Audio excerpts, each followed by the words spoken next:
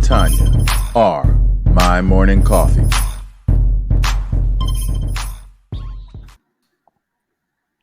Well, good morning. Good Monday morning to everyone out there.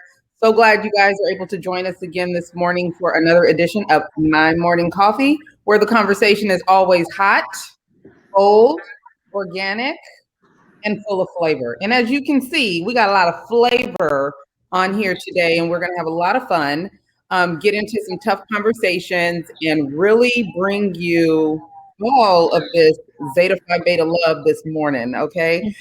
But before we get started, let's find out what's in everyone's cup and what you have been up to. I'm going to start with our first most important guest this morning, Dr. Dorsha James here. Let us know where you're from. Let the audience know where you're from. Show us your cup. Let us know what's in your cup and how you've been.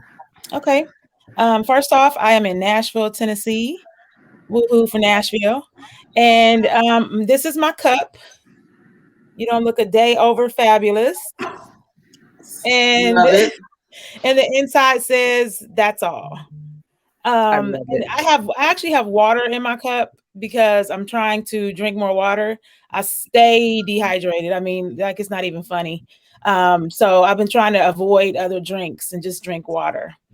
What I've been up to. So I've been running this business, which is the hardest thing I've ever done in my life. Entrepreneurship. You know, what's crazy is I went through a emergency medicine residency, and this is still harder than that. So I've been running a company, and so that's what I've been doing. It's been keeping me fairly busy these days. All right, so we're going to get back to that company in just a few, because entrepreneurship is a big deal here on My Morning Coffee, and having that conversation is incredibly important. Many of us do various different things. Some of us do multiple things, but really talking about entrepreneurship and how we go about being successful, particularly as women in this moment, is incredibly important. So I can't wait to delve into that conversation with you. Can't wait. Miss Gia, what's in your cup and what have you been up to? Good morning. I have coffee in my cup. I needed. I'm a little tired this morning. Not feeling too well. I woke up kind of early with a little upset stomach. My stomach is something. So I don't know if something I ate yesterday or not. So I'm kind of feeling kind of blah. What have I been up to? Just my usual, creating fabulous items. And I vended this past weekend on Saturday. I did. It was some young ladies out in the Inland Empire, I guess Montclair area, out here in Los Angeles. For you guys that viewers are in Tennessee and other places and stuff. And so it was a little small business pop-up that some ladies put on in Montclair. So I participated in that. So I was out in another area, another community and stuff, which was good to be out there. It's different demographics and stuff. I got to meet some new entrepreneurs, first-time vendors, so they were excited. So it was just good to be amongst them. It was women and men out there vending and stuff. So it was, it was good. And that's pretty much it. I kind of laid low yesterday, trying to rest up because vending takes a lot out of you sometime when you're out there all day. So that's pretty much it for me. Ms. G, I know we have some new viewers today. Can you let them know what you do in your day job, even though you didn't go today? See, there you go, putting me out there and stuff. Just a thing in my do. Day job, I am a lieutenant for LA County Sheriff's Department. I've been on the Sheriff's Department for 30 years. I'm in my 30th year this year. Woo woo! So actually, this is my retirement year. I think I'm going to retire after this year. So I'm looking forward to that. So that's what I do. That's my day job. So as Tonya says, I carry a gun and protect and serve during the day. And then at night, I create fabulous jewelry, head wraps, T-shirts, jackets, all kind of stuff. So I'm an artist at heart. She really is. She really is. So, Miss J, what's going on, sister? What you got in your cup and how you been? First, I want to say women are just so amazing. You know, this is International Women's Month, and I'm just listening to you guys talk about what you do and the different facets. Congratulations, Miss Gia, on your upcoming retirement. But I am drinking out of my "I'm a Good Woman" mug. Say that. I have a blog called I'mAGoodWoman.com, although it's going through a makeover and a brand change as we speak. If you go to it, you'll see that it's a lot of older content, but in the next couple of months, it'll be relaunched with new content, new look. So I got these mugs made when I was promoting that brand pretty heavily. Okay. Good. I love that. Tell the people what you do and how things are where you're at and where you're at, actually. I'm actually in Memphis, Tennessee. Things are going fine here in Memphis. I'm a publicist. I am actually Dr. Dorsha's publicist. And we're also friends. We met in college. We've known each other over 25 years. So I'm a publicist as well as a book author. I currently have 9 books in print. I write contemporary romance, which I tell people is the edgier side of Christian fiction. Inspirational romance, which is the edgier side of Christian fiction. And I also do contemporary fiction. I love that. I love that. Well, I have my Centinela Valley High School mug today because I have just been invigorated by our young people these days. I actually did a career fair there, and the person that had me do it, she just got her, I think, master's. Keisha Andrews, congratulations. She continues to, be an amazing Black woman working for the betterment of others. I think she works for the Rams too, and she's still getting her education. So I'm celebrating another Black woman today, Miss Keisha. Thank you for having me last year. And we have so many amazing things coming up, but being able to work with young people and then hear back from them about how working with us has enriched their lives. I'm just kind of celebrating young people and women continuing to be great and educate themselves and be lifetime learners. I think it's hugely important to make sure that we are continuing to educate ourselves, continuing to take ourselves to the next level. And I want to celebrate her today. Her mama happens to be the mayor of Carson. So Ms. Lula, I'm celebrating your daughter today. And just want to send love and shout out to all of our women out there that are continuing to lead the way. So that's my cup. And I have coffee because I'm always tired. Went running this morning, finally. I think I missed a day or two, but I think it's important that we talk about taking care of ourselves, self-care. That is my self-care. And I want to make sure that everyone finds their joy, their motivation, and whatever it takes for you to continue to take care of yourself. Like even when it's hard, I think that's when it's most important, because I didn't want to get up this morning. I was incredibly comfortable, and it would have been easy to just say, forget it, I'll do it tomorrow, right? We do that a lot. Forget it, I'm tired, this feels good, I'm gonna do it tomorrow. But we neglect ourselves, our well-being, and our mental health when we don't put us first. And I just wanted to, get into that and then talk to Ms. Dorsha, get back into her business and what she's up to, why she started a business. Because I'm assuming she could have continued to just work for someone else, right? So when you're ready, go ahead and get into it. Let us know about it. Tell the people, give them the good stuff, Mama. So I started in 2018. I started a telemedicine company, partly because I was an ER doctor. I was working shifts. I worked a night shift for 13 years. And people were coming into the emergency department for urgencies in the middle of the night. And a lot of them were uninsured, and a lot of them didn't have any other option because they either worked or they just didn't have the money to pay up front. And I already knew about telemedicine. We've been using it for years. And I thought to myself, how can these people be helped? And so the idea was born to start my own telemedicine company as opposed to someone else's. And so that's what I did. And you're right. It was hard to walk away from something that I trained for and prepared for since I was in the 8th grade. I mean, medicine was my life. Medicine was like what I did. And this is medicine. And so I'm not one of the physicians that actually answer the phone. I own the company. So I don't even practice at all anymore. I'm a full-time worker of this company. And so that's what I'm doing now. What we offer basically is virtual doctor's visits, and it's so affordable, you know, for those people who didn't have the insurance, who would have went to urgent care, but they would have had to pay up front. They can actually see doctors from their home. You just mentioned mental health, which I believe is one of the most important things that we need to take care of, because it causes downstream problems with our health, so with our physical health as well.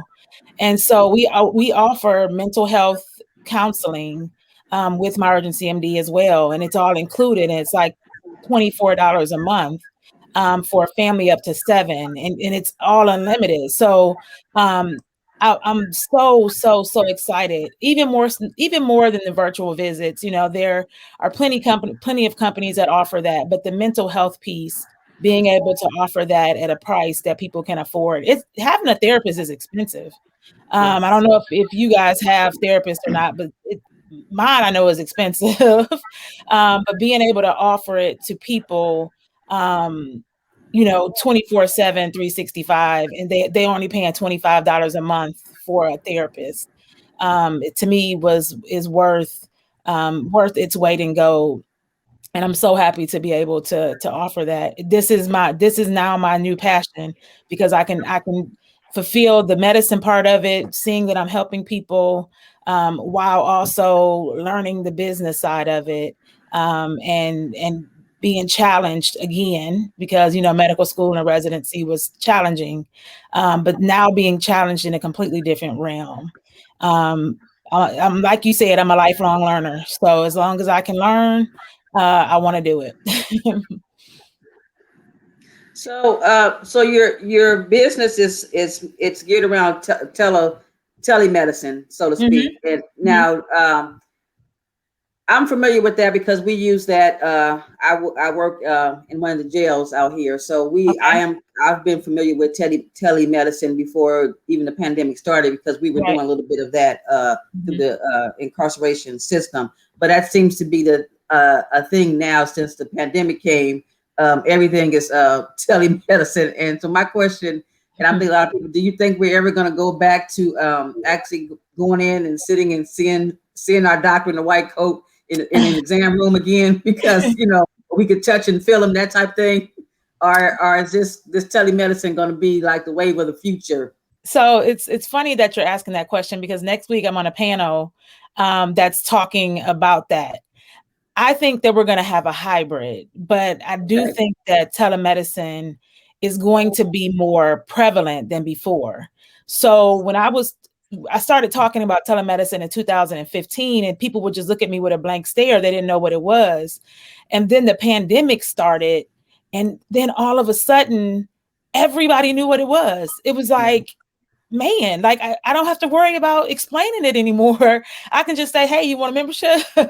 But I think it's going to be a hybrid. Number one, 70% of all visits to people's PCP's offices could have been done by phone or video or email. 70% of those. You had a lot of hesitation from doctors because it's old school. You know, we want to sit and talk and meet with our patients, but a reason why you said, you shake your head no, like no, because I'm old school, and I want to tell you, when this pandemic first happened, I have an ankle injury, and my ankle had been bothering me, you know. So it was time. I said, I'm gonna go to the doctor. So I made an appointment, but I couldn't go in. I had to do them over the phone, right? You know. So I'm talking to my doctor. You know, she comes on and everything. So we talking about all kind of stuff. So she said, anything else going on with you, Gia? And I said, yes, yes, doc. I said, my ankle's been bothering me. It's been swollen. I went to urgent care. You know, they just took an X-ray and told me, to just ice it, that kind of thing. I said, but it's been hurting for a while, and I don't know what's going on. So I had to show her. So she said, well, let me see your foot. Right. Okay. So can you imagine me sitting in my desk, like we are right now? I'm trying to put my foot up in the computer screen so the little circle on my computer can see my foot, girl. I was like, now come on, really? But I put it up there, and she saw how swollen it was. And, so then she recommended I get an MRI and stuff. It was that was my first kind of experience other than us talking about what's wrong with you. I'm gonna prescribe you some medication. It was like, well, let me see it. Let me see what you're talking about. Yeah. So I was just like, I would have rather been in the office, with her. But due to the pandemic, I know I couldn't, but I'm like, I'm thinking to myself, I hope we don't have to go through this too much longer. I said, I can't be showing too many things in the camera and everything. It's like, come on now. Well, I tell people all the time, when you go through, 4 years of undergrad and then 4 years of medical school and then 3 to 7 years of residency, one thing that they're training us to do is to observe. We don't necessarily have to touch. And so a lot of people, and I mean, when people would come into the ER, they could come in for whatever. Like, I would know what it was when they walked in the door after seeing the triage. Like, I already knew what it was and what I needed to do. But what I would always do is I would always listen to their heart and their lungs, no matter what they were there for. Because if I didn't touch them, then I didn't treat them in their brain. But we are trained to just look and listen and be able to diagnose a lot of things. And so what I tell people is that when I used to sit in the ER, and the ER is as crazy as you can imagine. I mean, it's crazy. And so I would barely get a chance to use the bathroom because it's just so busy. I got a stroke here, a heart attack here, broken leg here. And when I would sit down to just try to get a bite to eat, just take a bite of a sandwich, I had to be able to discern when someone walked in the door, if they were being wheeled, if they were on a gurney, if they were walking in. I had to be able to look across the ER and see if I needed to stop eating my sandwich. And I had to do that in a split second. But that's what we were trying to do. So when telemedicine came, a lot of the doctors were even hesitant to use it. One of the reasons was that there was a different pay scale than in-person visits. So it was kind of like, why do we use it? Because we're not going to get reimbursed for it. Well, then the pandemic happened, and then the rules changed, and they made it the same price. Okay. So the doctors had to do it. Number one, they were forced into doing it, but then they were getting paid the same thing, that they were getting paid for in in-person visits. So their attitudes kind of shifted because it was a little bit more convenient. You could get in and get out and see your patients and do your notes and things like that. So a lot of the doctors now are saying that they wouldn't mind using it for certain things, in the near future. So yes, I think telemedicine is here to stay. I think it'll be a hybrid, and there are some things that you just can't treat. But, and this is what I like about myURGENCYMD and other, just the telemedicine option, you're able to get screened. So you're able to know, well, yeah, you better go to the ER. You might want to go see your primary care doctor for this. Do you see what I'm saying? So you're getting a doctor to actually look at you, listen to you. You get to put your feet up on the camera. And look, you need one of those detachable webcams that you can just move around. Yeah, girl, yeah. Dr. Dorsha, let me ask you, what was your specialty before you started your telemedicine? And then talk to me about women's health and how important it is, especially with women taking the brunt of so many medical conditions and, things that only women go through, how that's dealt with through your company. So first off, I was an emergency medicine physician. Like I said, I practiced for, have 15 years of experience. So I tell people I know a little bit about a lot of stuff because I saw the gamut from delivering the baby to a person 100 years old, dying, coming in, taking their last breaths, and everything in between, literally everything in between. So as far as women's health, and I'm just going to be honest, I am a victim to this not taking care of me, trying to take care of everyone else. And I think that, especially as Black women, I think that that's what we do a lot. We're taking care of so many different people that we're not taking care of us. And I really sincerely believe, going back to the mental health conversation, that it starts there. That if we aren't taking care of ourselves mentally, then physically we're not going to be able to do it. We're not going to be able to do it. And self-care, like you said, you went for a run today.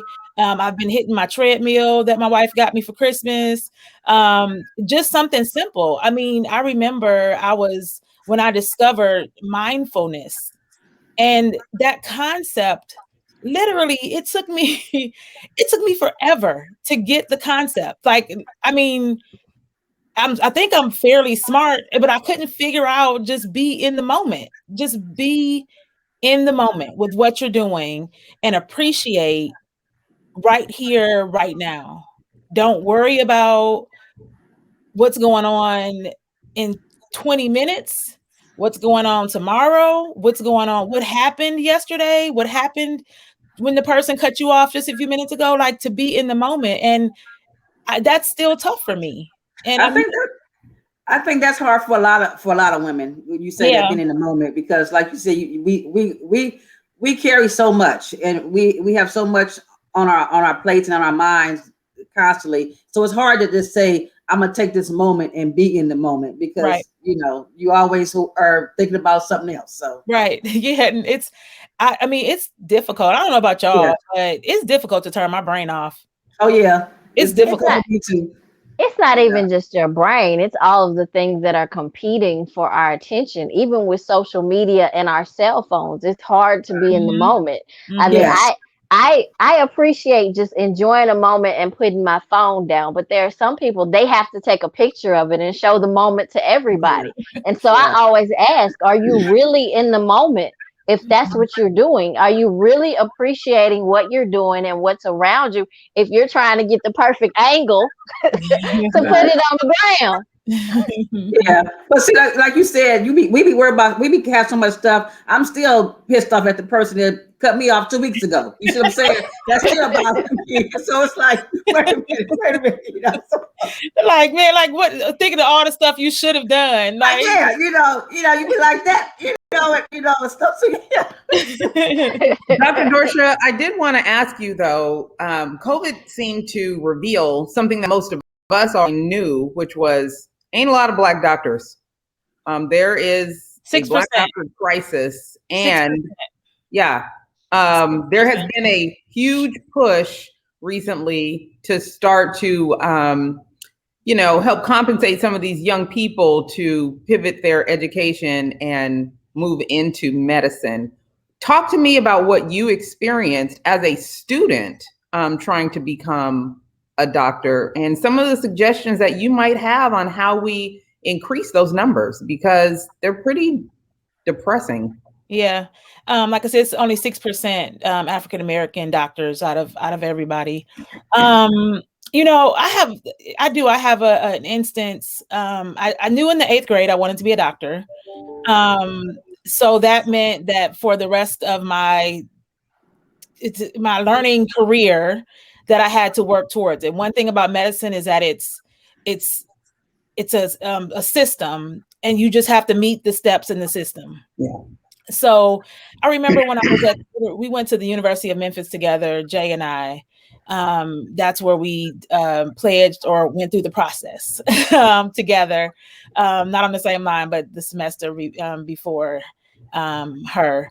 But anyway, I remember when I was at the U of M, and I had been in a summer program, and that's what I recommend, summer programs. I'm not sure if they're cutting them these days, but I was in every summer program I could possibly be in growing up. I wanted to see everything. I wanted to be able to have culture.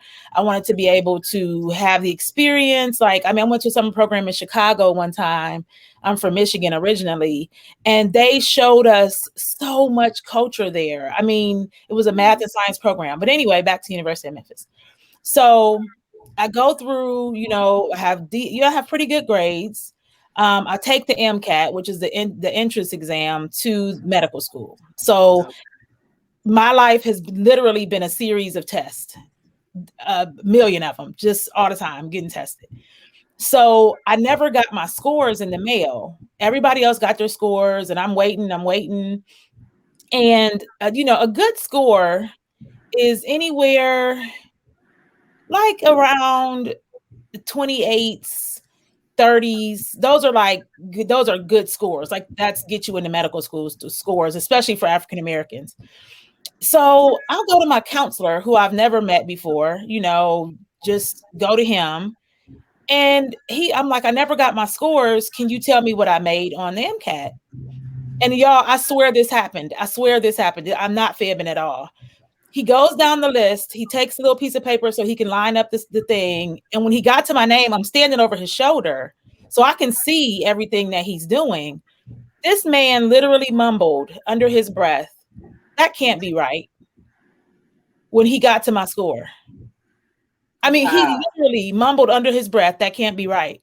So that was my first experience with someone who, and I'm not going to call him racist, but who wasn't expecting a young Black female to excel, go to medical school. Like, he seemed literally shocked when he looked at my score. And this was in 1998 or 99. So it wasn't like it was forever ago. Right. So the first advice I would give is summer programs and things like that. And then the second advice is, like, you just got to have tough skin. It is what it is. You just have to have tough skin. When I was in residency, so I did my residency at Vanderbilt. So I was the first African-American female in the Department of Emergency Medicine, which is a shame because I was there in 2005. Right. Also not a long time. So, and the program had been in place for forever. And so I was on my trauma rotation, and, they throw you into stuff. You're an intern, you're on the trauma rotation, you got all these sick people. Then you have to round with this big, huge team, and you're giving a report. It's very intimidating. You have your senior resident, you have your attending, who's the boss, who knows everything, but they have you doing all the work. And so literally I had just been on that rotation. I was giving my rounds. I was doing my little presentation. I was nervous. I didn't know what the hell I was doing. And the attending literally looked at the senior resident and said, "Who is she and why is she talking?" And I'm doing my best. Like, I'm doing my best, but there's a silver lining to that story, because what I did was, and the attendings would rotate off. So I was there for 8 weeks. So they would come back like 2 or 3 weeks later. I went home that night and I made this form that I could document every single thing with that patient to be able to give a report. Everything. Like, this form was the bomb. So 3 weeks later, he came back on rotation, and he kind of was looking like, "Oh, here she go again." And when I tell you, I gave the best report, and he was like, "What are you looking at?" And he looked over my shoulder, and he was like, "Did you make that?" And I was like, "Yeah." He was like, "Every intern that comes through here needs to have that form." And then after, it was probably about 8 years later, I had to take my trauma recertification class. He was the teacher. He asked me to teach the class. Same doctor. So, girl, wait a minute. Did you tell him, "Who are you and why are you here?" Look, I should have told him to go kick rocks, huh? Yeah. But no, you should have just said that. "Who are you and why are you here?" Let me teach this class. Yeah, he did. Like, he wanted to certify me as an instructor. It was recommended. So I said all of that to say you have to have tough skin, and you have to use what they do to you to motivate you to do it better than they could even imagine doing it. So, go ahead. Let me turn this around in a different direction. Do you think us as parents are not doing enough to promote other career choices and opportunities? Because we know there are certain careers that Black folk push their kids towards. Are we not doing as good of a job as we should in gearing our children into some of these careers that need us? Right. Let's just put it out there. Right. I don't think that, and I'm not a parent, so I can't even imagine what it takes to raise a child, right? But I do think that more could be done. And the problem that I see is that we're forgetting that when you're young, things like science and nature and all of that stuff is fun. Like, they enjoy it. And we're not, what we've done is we've computerized, we've made everything digital. Yes, you can learn about the birds and flowers and all of that stuff on the computer, or you can walk your butt outside and learn about it too. And so we're not instilling, and we're all guilty of this. We're not instilling young. By the time a person gets to fifth grade, if you haven't ignited that fire, and that fire has to be burning bright, especially with medicine, because there's so many deterrents. Just stop and think about, it's only 6% African American, so you could go literally years and never work with a black doctor. I mean, nobody in your program. There was nobody in my program, emergency medicine, that was Black. Nobody when I was there. And I think that, Tonya, to speak on that, I think that's in a lot of professions. Like you said, in 8th grade, you knew you wanted to be a doctor. Some people just know what they want to do. They find it out young, they pursue it. But I think just like what you experienced in your profession, I think we all have experienced something like that in all our professions, and we continue to experience that there's always people there, the naysayers, the people who are like saying, why are we here? Why is she here? Why is he here? And something happens, and like you said, he fueled you, and you went home and you created something, and now he wanted you guys to use it, wanted all the students to use it because the way he made you feel. And it's funny that you talk about this, because the event I did this weekend, a girl I used to work with, she came to and she was like, Gia, it's a form I created when I was a chief's aide to track all the cases that were under investigative type cases and stuff. So she said, Gia, they still use your tracker, your spreadsheet to this day. And it's funny how she had mentioned the other day to somebody about the tracker. They was sending her the tracker thinking it was something new.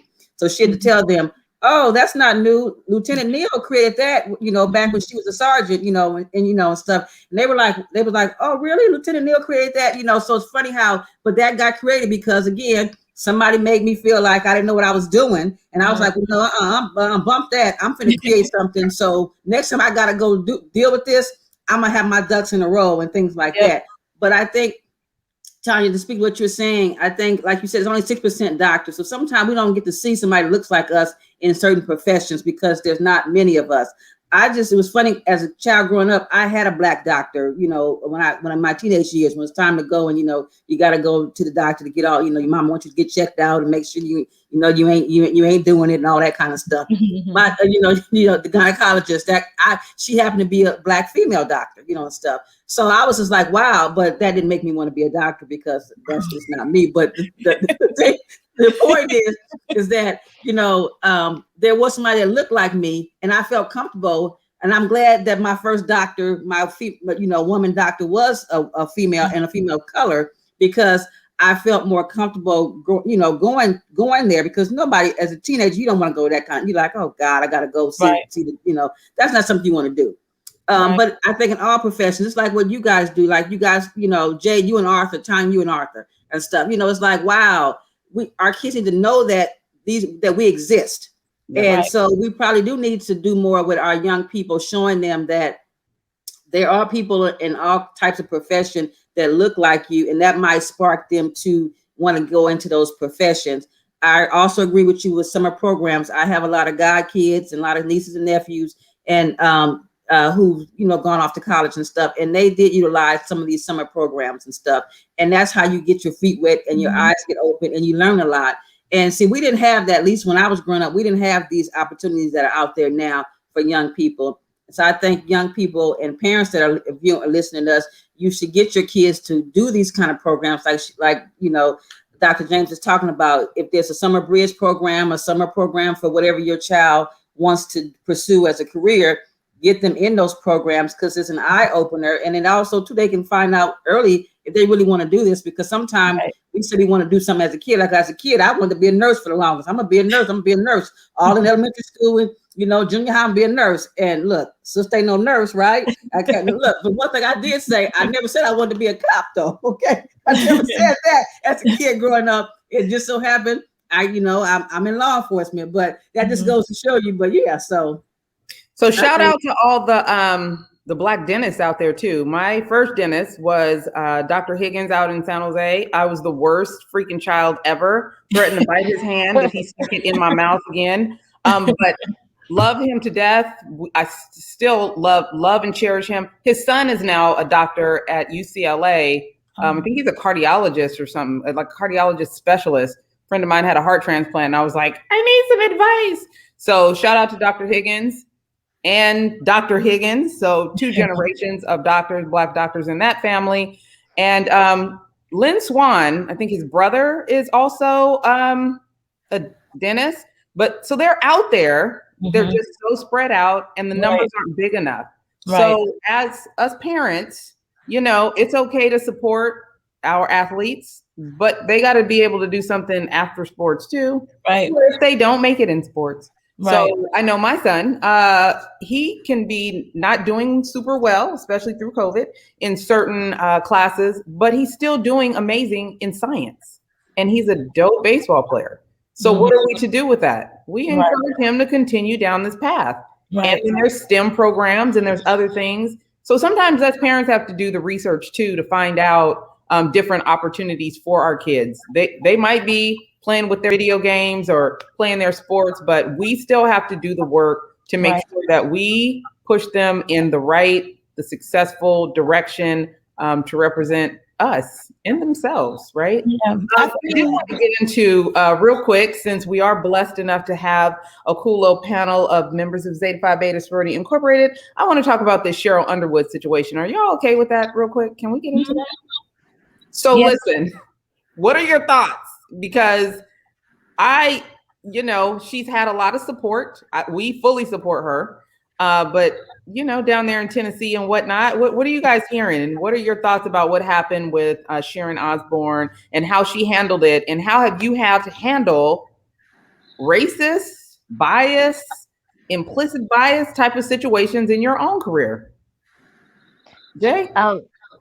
Well, first, before we move on, I do want to say, I know, to speak to Gia's point that parents need to expose their kids to more. I want to send a shout out to Dr. Christina Rosenthal. She has a book, I think it's called Destined to be a Doctor. It's a children's book. So if you are interested in your children doing anything with medicine, because she's a dentist, and here in Memphis, she would hold a program, I think it was maybe a week, where she would invite, that was geared toward African-American youth that wanted to be in the medical field. So that if you have, sometimes you just have to start planting those seeds early, that there are other professions. And now to your question, I'll be honest with you, I really haven't followed that situation closely. I did see parts of the interview that she did with Sharon Osbourne. And I think, I know she started this this was supposed to be a healthy conversation that somehow turned toxic, because she was saying how Sharon was her friend, how she had never known her to be anything but open and honest. And if she didn't know, she'd say, I would know.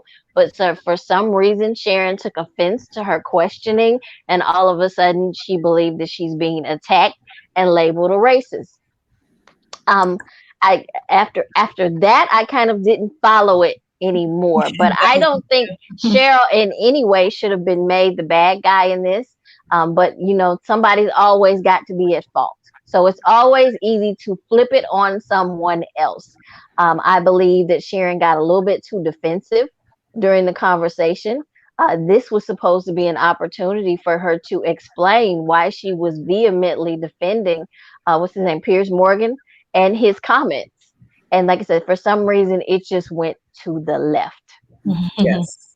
Listen, a hit dog will holler. Okay. So when the word racist come up and you get too defensive, you need to check your triggers. What is having you act so ridiculous if that does not apply to you?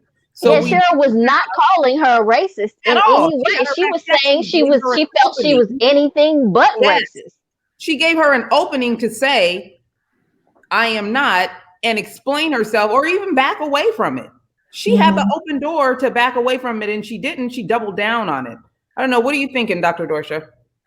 Well, I'm in the same boat as Jay. I kind of heard about it and from the beginning, and then just didn't follow it after that. But I agree. When someone gets so defensive with a statement or a question, you have to wonder. You have to wonder why, number one. And I don't know. I mean, I'm not sure. I'm not sure. Sharon probably has had some instances where she has had some implicit bias and felt that.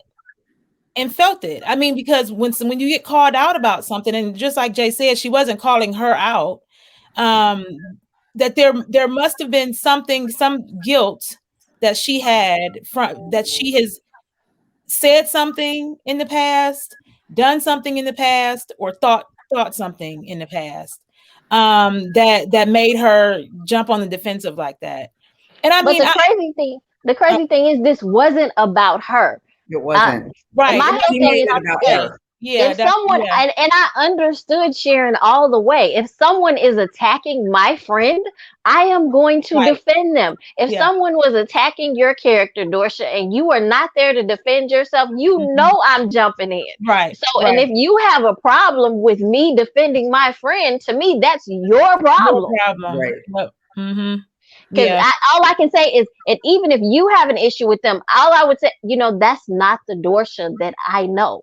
Right. I know this person to be this, and this, but I would not keep explaining myself. No, I wouldn't.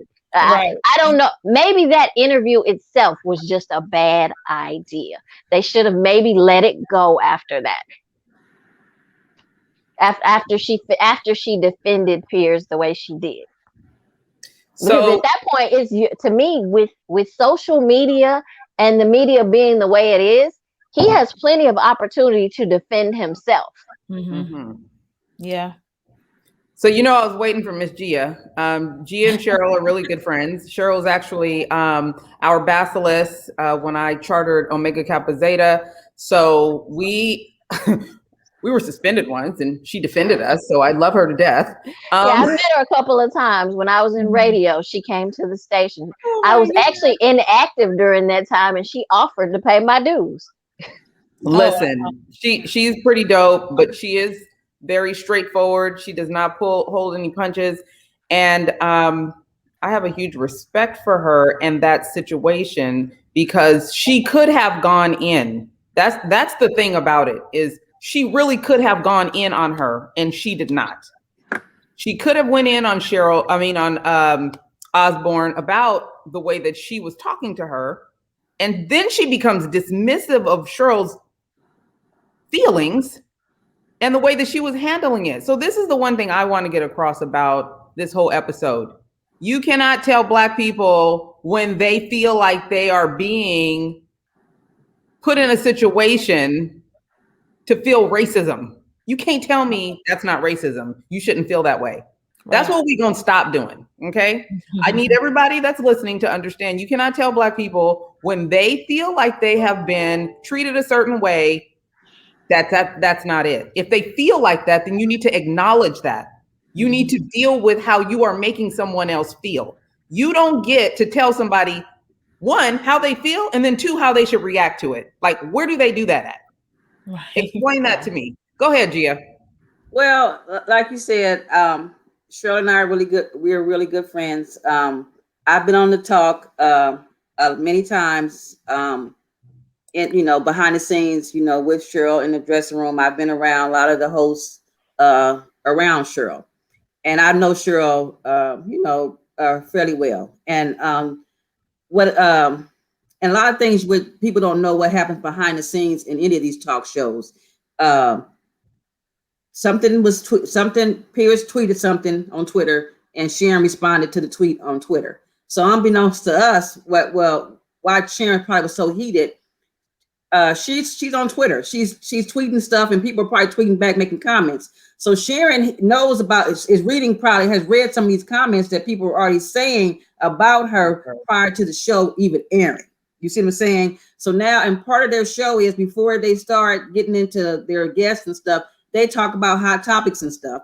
And this was a hot thing because the interview had just happened, I think a week before. And then Pierce is going off saying all this kind of stuff. And of course, Sharon defended her friend via tweet. Well, we all should know, and she should know by now, social media, you can't be saying stuff on social media and think nobody's not going to bring it up and mention it to you, on a show or anywhere and stuff. That's just how it is. That's why sometimes I don't say stuff, because stuff I want to say, y'all might bring it up to me, and it might not go over so well. So and you're right, Cheryl is very good but that's Cheryl. Cheryl's a good communicator. She knows how to communicate in all kinds of situations and stuff. And I didn't expect anything other than the way how she did it. I've seen her in action. So I wasn't surprised. A lot of people out here, I'm seeing comments and stuff, they were so surprised and stuff, but those people don't know Cheryl. Mm-hmm. And one thing, Cheryl's not going to embarrass herself. Okay, first of all, damn everything else, she's not going to embarrass herself. So I knew, when it wasn't going well, I knew Cheryl was going to come back and be on point. And the problem is when things get heated in the media, and even with our friends, if somebody's talking about Dr. Dorsha and stuff, sometimes, Jay, you might not be hearing stuff because you're just so mad. Like, how the hell, these people ain't talking about my girl. So you ready to go in just because. That's how I am. Like with Tonya, you talking about Tonya, I don't care what you're saying. You might have said Tonya was pretty, but I'm mad because you're talking about her. So I'm just gonna go in and just say some stuff, okay? Because I'm not listening. And that's why, Sharon wasn't really listening to Cheryl and the questions that Cheryl posed, because Cheryl didn't ever call her a racist. Cheryl was saying, how do you respond to your followers, your viewers, your people, your fans? What do you think, how they would feel about you defending your friend? That's all she said. And Sharon heard what she wanted to hear, because Sharon had other stuff in her head. Mm-hmm. I believe prior to coming onto the show that probably had been tweeted and she was privy to. So now we having this conversation, and it was just like, oh, and now I gotta answer some questions. I'm getting asked some of these hard questions, and I'm not ready to really say what I want to say, respond, but I gotta respond because I'm on national TV, and stuff. And of course, like you said, when you get hit, you will holler. And I think, it just didn't sit well. And so Sharon just went off on the deep end and just went off, just like, wow. And so it was just like, so I just thought, I didn't expect that from Sharon, because Shirley's always said her and Sharon are friends. That's all. Whenever she talked about Sharon to me, that's my friend. We're friends. So I know that took Cheryl back, because I'm the same way. If I consider us friend, I consider Tonya my friend. And if Tonya, goes, just, one day we talking and she just goes left on me, I'm gonna be taken back too. Like, wait a minute, that's my girl. We friends. Why she gotta come at me that way and stuff? So I knew that took Cheryl took her back when Sharon did come after her that way. And by no means, Cheryl is not the bad person in this whole incident. But again, it's a lot of things we don't know. Like they said, executive producers, there are people in their ears telling them sometimes to say certain things or pose this question and stuff like that. And I think nobody knew it was going to go the direction that it went in, but that happens when you talk about issues like this live on TV and stuff. You don't know how they're going to go because you don't really know how people really feel. We could be friends for 20 years and you might not know how I feel about a whole lot of stuff. And then a topic comes out and you thinking, oh shit, G, I responded like that. I wasn't expecting that. So, or you could have just been having a bad day that day. Anything could have happened right before the interview, and she was already agitated when she sat down. And that's what I think happened. I think she was agitated because the stuff that was being said on Twitter already about her and about her defending him. I think that was in her head too. And then here we are. Now you got to talk about this on on TV, and she probably didn't want to talk about it. Probably not. And she had to. Nobody said that. You should, if that's your friend, defend your friend, stuff like that. But at some time, I tell my friends, y'all my friends. But sometimes if y'all shit stinking, I'm gonna tell you your shit stinking, and it ain't nothing personal and stuff. I'm not gonna always agree with you and be on your side if I think something that you said or did might not have went over well. I might pull your coat on and say something. That don't mean that we ain't friends no more, and that don't mean that you ain't a cool person, a good person. I'm just letting you know. And I think, Sharon, you want to defend your friend, but sometimes you have to recognize sometimes our friends are fucked up. And Pierce is fucked up, Sharon. You didn't know that, you know that now, and stuff. And he still could be your friend, but he got fucked up ways. Okay. And that's just and then there's a way to verbalize that. Okay. Exactly. What he or she said might not have been cool, but they've always been a friend to me. This is the person that I know. So I'm gonna be a little messy real quick. Part of this that irritates me, because G and I talk about this often about women supporting women, is I don't think enough women, particularly Zetas, I'm talking to y'all, come out and support her. I don't like when we do not act proactively to support one another, whether it's this situation or in business.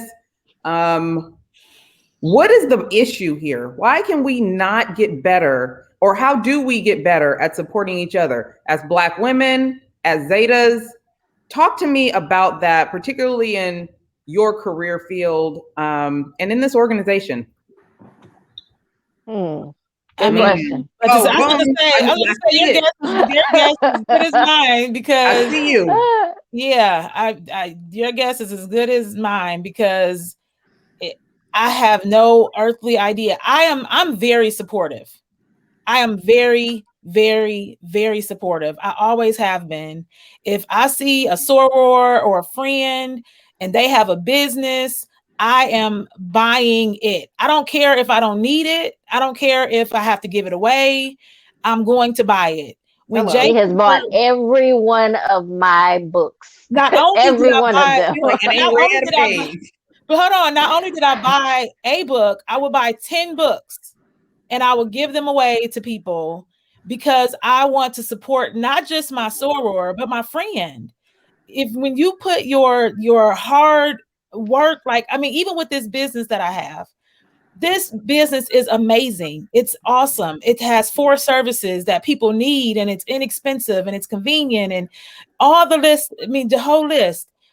It's like pulling teeth for those same people to support you. Yes. And you don't do it. I don't support because I want to come back later and say, hey, remember that time I bought that bracelet that I really didn't need and really didn't like because it was ugly?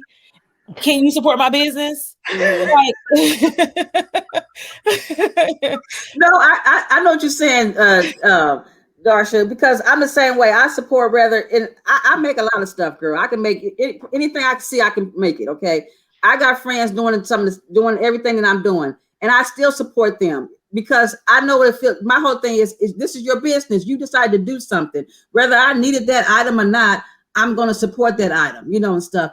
And like you said, you buy 10, 12 books. And like you said, you gift them to people. But anything, if you're doing something, I'm a cheerleader. If you said you wanted to open up another telemedicine, I'm gonna be like, girl, go on, you can do it. Where you want to do it at? Come on, what city? Okay, I got people in that city. What can we help you with? Do it and stuff. Yeah. I'm not benefiting from any of that. But my thing is the fact that you said you wanted to do something, and what you want to do seemed like a great thing to do. I'm like, hey, go for it. Let's do it, and stuff. I'm about motivating other women and stuff. It's not always about the monetary things. It's about, hey, Sharon, hey, my girl over here is doing this. Did you go check her out? Go do that. You know, hey, Tonya's doing this. You know, Jay's doing this. Jay got some books. Jay gonna post all her books in our link over here, and we're gonna tell everybody to go buy our books and stuff. Whether you read a novel or not, buy the damn book. Okay, get a book to somebody for a gift. Y'all going to everybody's birthday party. You got little kids in your life and stuff. Give it to them. Donate it to the local library or something. I don't care. Just buy the book, because this is her business. She didn't get into the business of writing books, just the book to sit on the shelf and collect dust. She wants the books to be out there. So it's like, oh, I don't read Christian novels. I don't read that. You know, I don't read, period. Okay, well, so what? Y'all don't read at all. But okay, that's at all.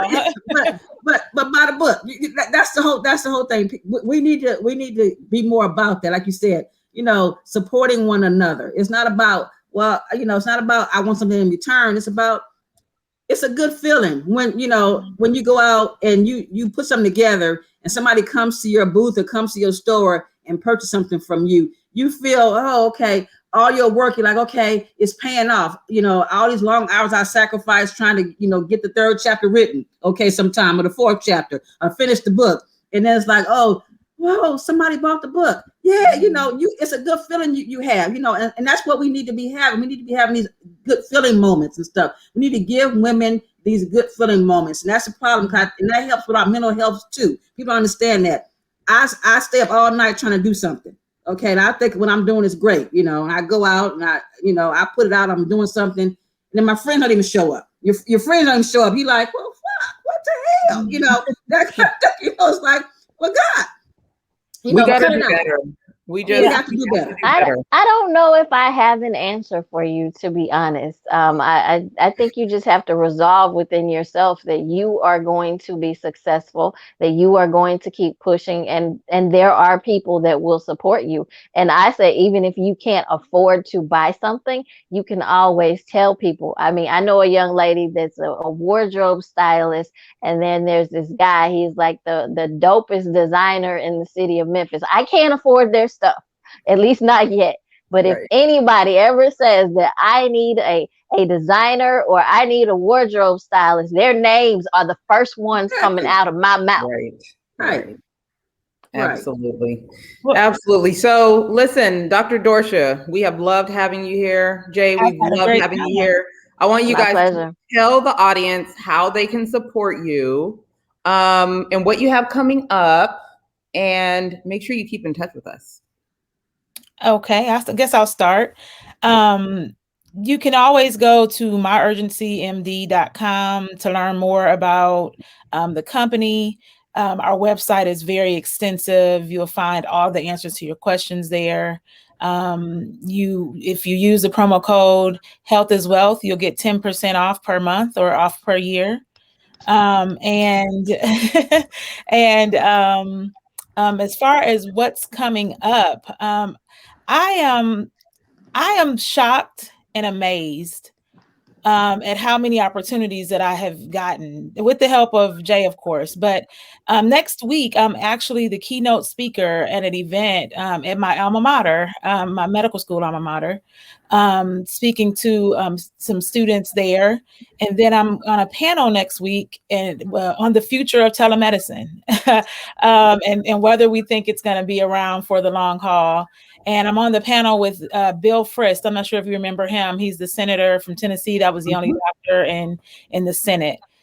So that's a big deal for me. Very nerve-wracking because I'm not used to all of this. But yeah, I mean, the company's doing great. We have a partnership with Tennessee State University to provide it to the students. And yeah, so COVID was a blessing in disguise for me. I know a lot of bad things happen to people, and I'm not downplaying that, but COVID was, really helped get the word out on telemedicine and things like that. Love it. Jay? Okay. Well, my PR company is called Put It in Writing PR. If you want to check me out, go to youareimpressive.com. In addition to the publicity side, I do professional and technical writing. So if you need a resume, a bio, website content, a press release, I can help you out with that. The PR side is actually going very well. Dr. Dorsha keeps me very busy on that side. But also my books, I'm always pushing those. If you are interested in reading about women, relationships, love, I tell people if you love God and you love people and you love love, these books are for you. You can go to literaryyjewels.com. I'm running a special for Women's History Month. The code is at the top of the website once you log in. So if you want to support me, I ask, as I tell folks, buy a book or something. That is what I would ask you to do. Ladies, thank you so much for having us. Yes. I contacted Tonya about Dr. Dorsha being on the show, but I'm actually very humbled that you wanted to include me as well. I don't do that many interviews these days. So I appreciate it greatly. The ability to enrich these conversations is hugely important. We don't want to waste an opportunity to have 4 amazing ladies on a panel for our listeners, because right now, educating, elevating, and empowering as many people as we can is pretty important. Miss Gia, what you got going on? Yes, that part. What you got going on, Miss Gia? Where can the people find you? People can find me on social media, Instagram, The Mahogany Box, and Facebook, The Mahogany Box, where you can find me. I'll be vending next Saturday at the Nothing But Black Flea Market at the Baldwin Hills Crenshaw Mall. I have some new items I'll be having out there, so you can always check me out there. I want to thank you, ladies, for coming on the show today. I'm glad that you guys were here, and I'm also glad the fact that you guys are Zetas. We got these sisters, these Zeta sisters. We doing it out here, so I'm always going on chilly for that. And I hope our viewers got something from you guys today, and I hope they go to your websites and learn more about telemed. And I also hope they go to your website, get your books, and buy a book, you guys. Reading is fundamental, so y'all need to start reading. And get on telemed, myurgency.com. I'm at myurgencymd.com, and get some medical questions answered. Cause I know y'all got some questions y'all don't want to ask nobody, but y'all can ask them via the internet. So hey, do that, and hey, come out and support me. Check me out on social media. Love it, love it, love it. So, as one of your newest Los Angeles County commissioners working on the LA versus hate campaign, I just want to encourage everyone and anyone that has experienced any hate crimes or hate towards them, or know someone that has, to utilize the 211 number. It's confidential. We provide resources. And right now, with everything that's going on in Atlanta and actually all over our nation, it's pretty important that you know what those resources are and you're able to reach out and help people that need the help. They don't always know where to go. And you can also check out our program at lavshate.org. So I'll continue to bring you more information from our county. Los Angeles County is one of the largest in the country, so we always got a lot going on. With Sand and Shores, I'd like to pivot to our group Lady Boss. In the essence of what we're talking about, women helping women, Lady Boss is my group. It is actually co-ran by Miss Gia, even though she don't be saying nothing. I have to pull things out of her, but it's a resource for all of my ladies, all of my alpha female business women that are looking to level up. If there's something you need, ask. We'll provide, we'll help, because that's what we're here for. Most of the ladies in there have their own businesses, and there's always something that you can use to get to the next level. So Lady Boss on Facebook and LinkedIn, please feel free to join in. We do have a couple of new things going on with Sand and Shore, so just stay in contact. We are Sand and Shores on all social media platforms, or Tonya McKenzie PR. Everything's going good. We stay pretty busy, and we have the opportunity to have amazing conversations like this. So until next Monday, we appreciate you being here. We thank you for taking the time. We love you. We wish you well, and we will see you next Monday. Okay, thank you. And women that support women, that support women, keep doing what you're doing. We appreciate you. Get the Philadelphia.